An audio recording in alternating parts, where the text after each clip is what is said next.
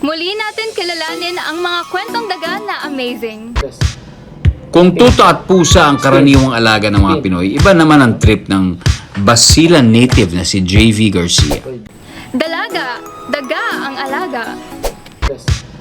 Kung tuto at pusa ang karaniwang alaga ng mga Pinoy, iba naman ang trip ng Basilan native na si JV Garcia. Naisipan kong mag-alaga ng daga dahil gusto kong malaman kung may kakayahang talino ba ang mga daga. So nadiskubre ko na hindi pala lahat ng daga ay peste. Sila pala ay may angking talino din. Paborito ni JV ang dagang si Toothless. Natuturuan daw kasi niya ito ng iba't ibang tricks. 2 days lang po natuto agad si Toothless ng isang tricks. Unang na-master ni Toothless na tricks ay ang pag-spin. Spin.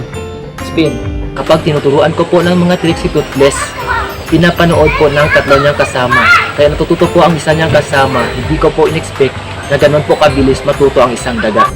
Ang grade 12 Cebuana student na si May, napulot lang daw ang una niyang pet rat. Pero ngayon meron na siyang 22. Nagsimula po akong mag-alaga ng rat nung nakapulot po ako ng rat dito sa amin. Noong mga araw na yon, sobrang lakas ng ulan. Naawa po ako dahil pinaglalaroan po siya ng mga bata. Kaya napag-isipan ko na lang hingin at iwi dito sa amin. Isa rin nga palang vlogger si May at kabilang sa kanyang favorite na i-vlog ay ang kanyang mga alaga. Ang pangarap ng mga pet owners na mga tulad niya, sana mapalaganap ang kaalaman tungkol sa pag-aalaga ng mga daga. Ginagawa ko to dahil sa napapasaya nila ako at happy sila dahil sa ginagawa ko. Kung patuloy silang katatakutan o pandidirihan, hindi natin malalaman ang malaking potensyal ng mga daga. Dapat yata mas kilalanin pa natin sila.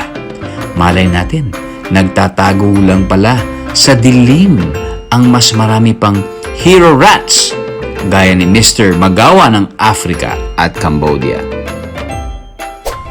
Kaya sa mga kapuso nating on the go, tutukan nyo ang live stream ng ating programa sa official accounts ng GMA Network, pati na rin sa YouTube at Facebook.